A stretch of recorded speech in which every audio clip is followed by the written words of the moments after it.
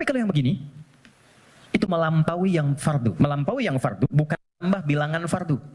Kalau gitu nanti besok subuh dari biasanya 2 jadi 4. Tidak.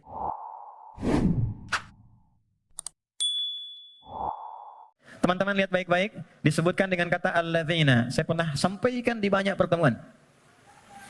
Alladzina disebutkan sebanyak 1080 kali dalam Al-Quran. Dan menunjuk pada semua objek tanpa batas, siapapun. Bedanya dengan man, kalau man itu sifatnya personal tapi terbuka. Kalau alladzina sifatnya komunal dan terbuka kepada semua langsung tanpa kecuali. Seakan Allah ingin mengatakan, hei, kalian ingin jadi orang takwa, aku buka kepada siapapun. Aku tidak batasi untuk si fulan. Takwa itu bukan definisi untuk ustaz saja, untuk kiai, habib semata, tidak. Siapapun. Ya, Anda mau profesi A, profesi B, sepanjang Anda manusia, Anda bisa menjadi kalangan orang takwa. Saking kasihnya Allah, semua diberi kesempatan yang sama, tanpa beda. Syarat pertama, kata Allah, alladzina yu'minuna bil ghaib. Orang takwa itu cirinya, dia berusaha meningkatkan imannya. Kalau di terjemahan teman-teman lihat beriman kan? Tapi kalau kita lihat dari karakter gramatikal bahasa Arabnya, pakai ya di situ bentuknya jama'un, yu'minun, ya itu bentuknya kalau kita tarik ke dalam bahasa Inggris misalnya bentuk present, continuous, and future, ada progresif, kontinuitas. Jadi kalau kita menemukan satu kata ada ya-nya, artinya di situ ada usaha terus meningkatkan sampai kapanpun. Alladzina yu'minuna, orang takwa itu dia bukan sekedar beriman. Kalau sekedar beriman, baru beriman amanu namanya. Amanu itu baru beriman. Oke? Tapi kalau dia mau menerus meningkatkan imannya supaya lebih kuat, maka berubah katanya dari amanu menjadi yu'minun. Satu, diniatkan untuk meningkatkan iman. Ilustrasinya begini. Tadi subuh jam berapa? Kita ambil 4:08 ya. 4:08. Allahu Akbar, Allahu Akbar. 4:08. Begitu dipanggil, Allahu Akbar, Allahu Akbar, bangun. Sadar ada panggilan, siap-siap untuk menunaikan salat.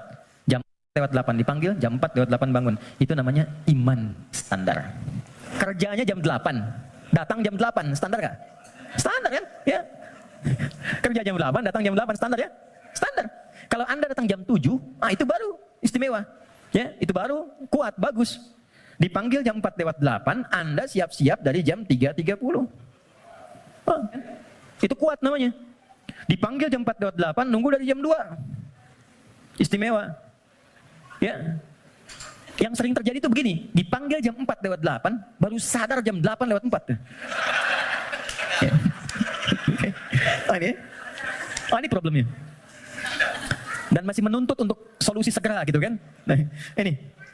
Nah, teman-teman, jadi orang yang yu'minun itu, dia tahu dia beriman, dia tahu dia dipanggil sholat, tapi dia ingin selalu meningkatkan keimanannya. Maka dia naikkan, biasa dipanggil jam 4:08, jam 4 dia mulai bangun.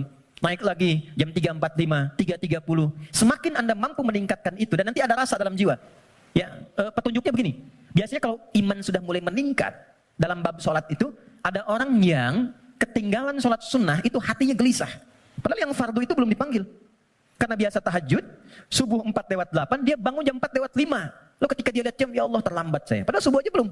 Nah itu jadi akan melahirkan satu getaran pada jiwanya, yang bahkan memosisikan ibadah sunnah itu kehilangan, jadi sesuatu yang sangat mahal.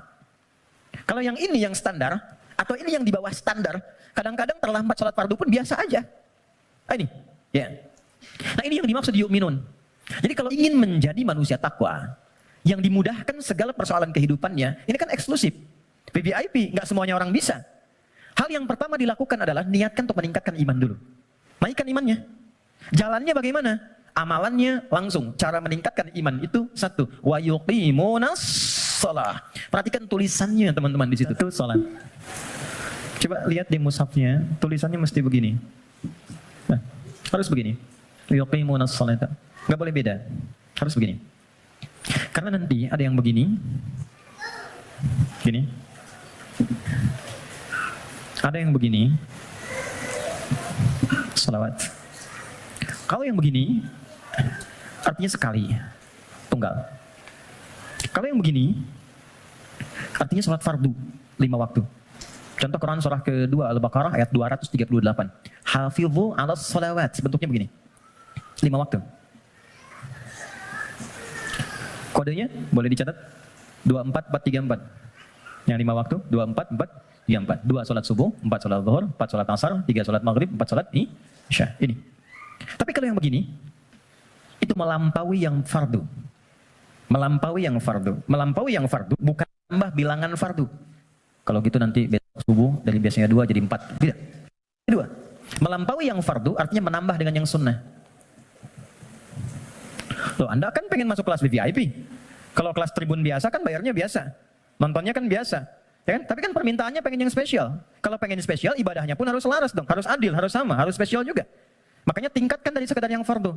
Kalau kita ingin membangun jembatan takwa mulai saat ini, maka coba sekarang keluarkan menu-menu salat sunnah apa saja yang bisa dilakukan. Jangan terlalu ekstrim dulu. Yang penting tahu dulu.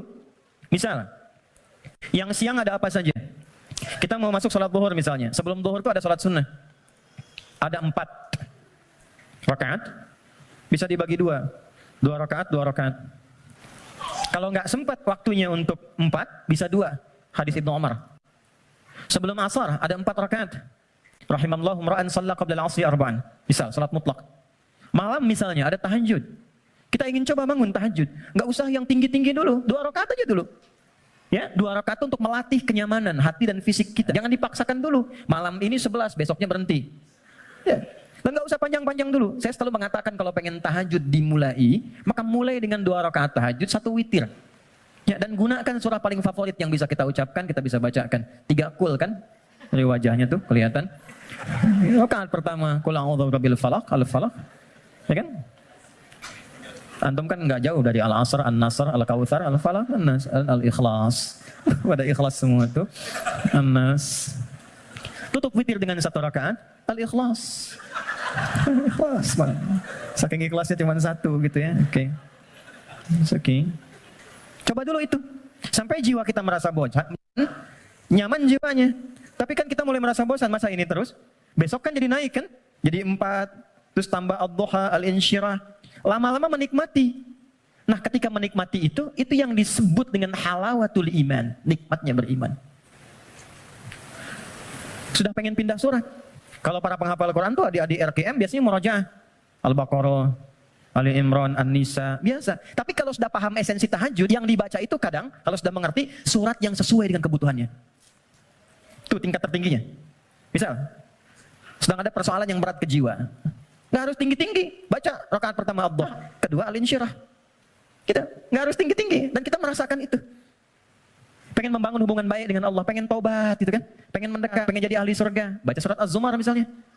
Pengen husnul khatimah, bacakan surah Al-Fajr misalnya. Ya, kan di penghujung ayatnya, ayat 27 sampai dengan ayat 30. Kan? Sampai terasa kenikmatannya. Itu yang dimaksud dengan wa yuqimunas shalah. Dan tunaikan dengan khusyuk, dengan merasakan itu. Ya, ini poinnya. Jadi untuk menjadi orang takwa, amalan pertamanya apa? Salat. Untuk itulah ia disebut salat, dari kata silah asalnya. Silah. Dari kata wasala yasilu wusulan wasilatan. Wasalat itu sampai, ibadah yang menyampaikan hajat kita kepada Allah disebut dengan salat. Karena itu semua isinya doa. Silah, kalau teman-teman bikin simpul yang kuat talinya begini sehingga sulit dilepaskan, gini, itu disebut dengan silah namanya. Hubungan erat yang sulit dilepaskan. Pernah dengar silaturahim? Kenapa disebut silaturahim? Karena ketika Anda kumpul, terhubunglah ya, satu hubungan, chemistry, perhatian, yang itu nggak lepas saat pulang. Jadi silaturahim itu wujudnya bukan saat kumpul. Kalau kumpul Anda menyapa, wajar orangnya ada. Kalau kumpul Anda tersenyum, wajar temannya ada. Silaturahim itu ketika Anda pulang, Anda masih ingat kawan Anda, dan Anda doakan dia. Anda sapa dia. Anda berikan apa yang sanggup Anda bisa sampaikan.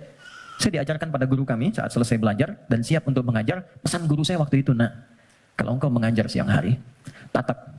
Yang mampu engkau tatap dari orang yang belajar itu. Sampaikan dengan tulus, malam kau bangun, kau sholat minta sama Allah. Bayangkan orang-orang kau tatap itu. Mintakan ya Allah mudahkan urusan hidupnya. Sehatkan mereka, bahagiakan mereka. Tanamkan kedamaian dalam jiwa mereka. Mudahkan mereka untuk memahami apa yang dipelajari. Itu yang menjadikan ilmumu akan bermakna. Ya. Dan jangan pernah mencari dunia. Karena Allah pasti akan cukupkan. Itu pesan guru kami. Beda kan ketika teman-teman punya anak, kemudian belajar, Anda bayangkan wajahnya. Anda bayangkan keceriaannya. Anda mohonkan kemuliaan kepada Allah. Rasanya akan naik. Gitu. Nah, menyambungkan sesuatu dengan kuat itulah silah. Ibadah yang melatih kita terhubung dengan Allah. Supaya terus tersambung di setiap situasi, itulah sholat namanya. Karena itu orang yang sukses sholatnya, maka dia akan terkoneksi dengan Allah di setiap semua kegiatannya. Itu yang dikonfirmasi di Quran surah keempat An-Nisa di ayat 103. Quran surah 4 ayat 103. Dia langsung ingat, langsung terhubung, terkoneksi. Sesuatu yang terhubung, terkoneksi, ingat disebut dengan zikir namanya. Makanya habis sholat kita zikir kan? Karena boleh jadi saat sholat banyak yang lupa, belum terkoneksi dengan Allah. Ya?